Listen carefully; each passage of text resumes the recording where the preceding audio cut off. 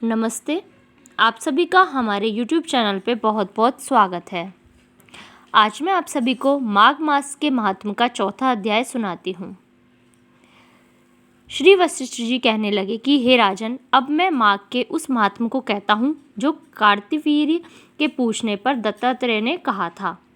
जिस समय साक्षात विष्णु के रूप श्री दत्तात्रेय सत्य पर्वत पर रहते थे, तब महिष्मति के राजा सहस्त्रार्जुन ने उनसे पूछा कि ये योगियों में श्रेष्ठ दत्तात्रेय जी, मैंने सब धर्म सुने, अब आप कृपा करके मुझे माघ मास का महात्म कहिए।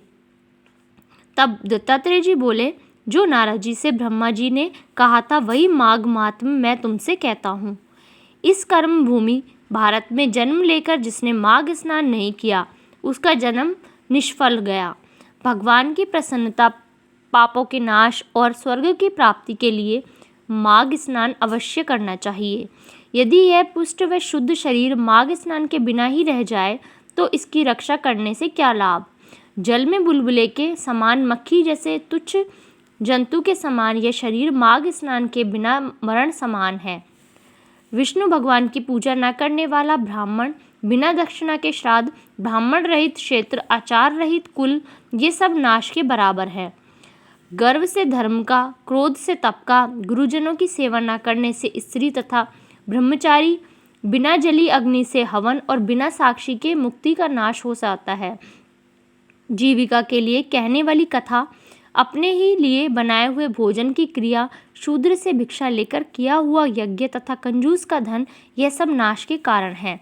बिना अभ्यास और आलस्य वाली विद्या, असत्य वाणी, विरोध करने वाला राजा, जीविका के लिए तीर्थ यात्रा, जीविका के लिए व्रत, संदेह युक्त मंत्र का जप, व्यग्र चित्त होकर जप करना, वेद न जानने वाले को दान देना, संसार में नास्तिक मत ग्रहण करना, श्रद्धा बिना धार्मिक क्रिया, यह सब व्यर्थ है। और जिस तरह दरिद्र का जीना व्यर्थ है, उसी तरह माघ स्नान के बिना मनुष्य का जीना व्यर्थ है।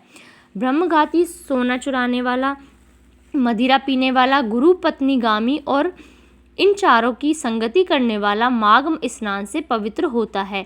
जल कहता है कि सूर्योदय से पहले जो मुझसे स्नान करता है, मैं उसके बड़े से बड़े पापों को नष्ट करता हूँ। महापातक भी स्नान करने से भस्म हो जाते हैं।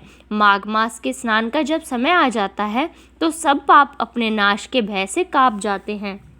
जैसे माघों से मुक्त होकर चंद्रमा प्रकाश करता है, वैसे ही श्रेष्ठ मनुष्य माघ मास में स्नान करके प्रकाशमान होते हैं। काया वाचा मनसा से किए हुए छोटे या बड़े, नए या पुराने, सभी पाप स्नान से नष्ट हो जाते हैं। आलस्य में बिना जाने जो पाप किए हों वह भी नाश हो सकते हैं।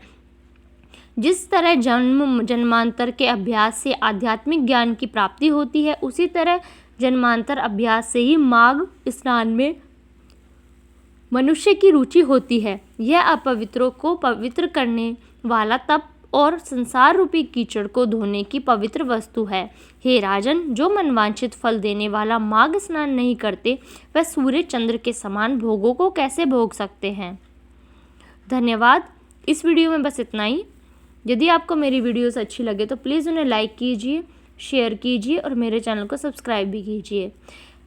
इससे पहले के अध्याय की वीडियो मैंने अपने YouTube चैनल पे डाल रखी है, तो प्लीज़ उन्हें भी देखिए।